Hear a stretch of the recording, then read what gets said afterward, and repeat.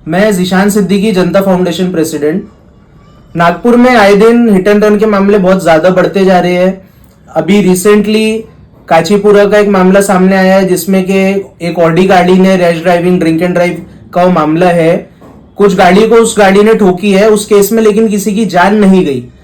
इस केस के अंदर में इन्वॉल्वमेंट बताया जा रहा है बीजेपी के प्रदेश अध्यक्ष चंद्रशेखर बावनकुळे के बेटे संकेत बावनकुळे का।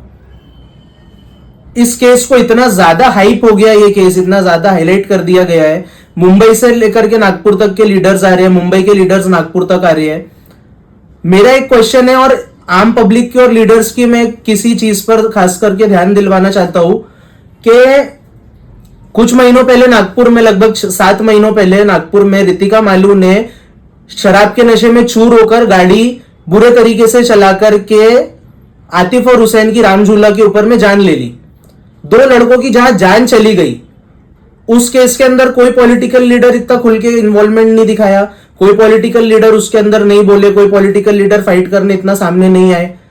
लेकिन इस केस में क्योंकि बीजेपी के महाराष्ट्र के चीफ चंद्रशेखर बावनकुळे के बेटे का इन्वॉल्वमेंट है, भले इस केस में किसी की जान नहीं गई, लेकिन इसके अंदर में पॉलिटिकल लीडर्स इतना ज्यादा सामने आ रहे हैं, इसको नेशनल लेवल तक करके हाईलाइट कर दिया जा रहा है इस केस को।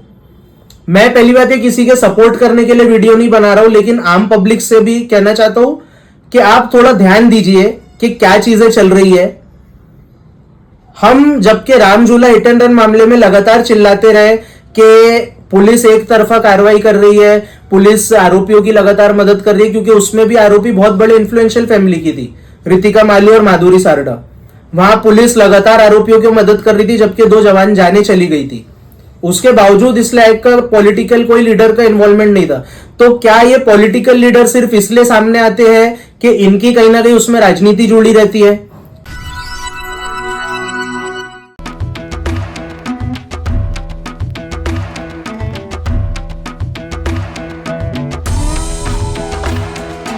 के पक्षीराजपुरा गांव की हक्की पिक्की जनजाति द्वारा 108 सूखी और हरी जड़ी बूटियों को मिलाकर बनाया जाता है।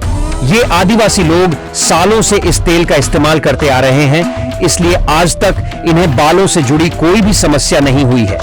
इस तेल से बालों का झड़ना, गंजापन, बालों का कमजोर होना जैसी दर्जनों समस्याएं चुटकियों में ठीक हो जाती हैं। इतना ही नहीं, ये तेल बालों को घना करता है, नए बाल उगाने और बालों को लंबा करने में भी मदद करता है।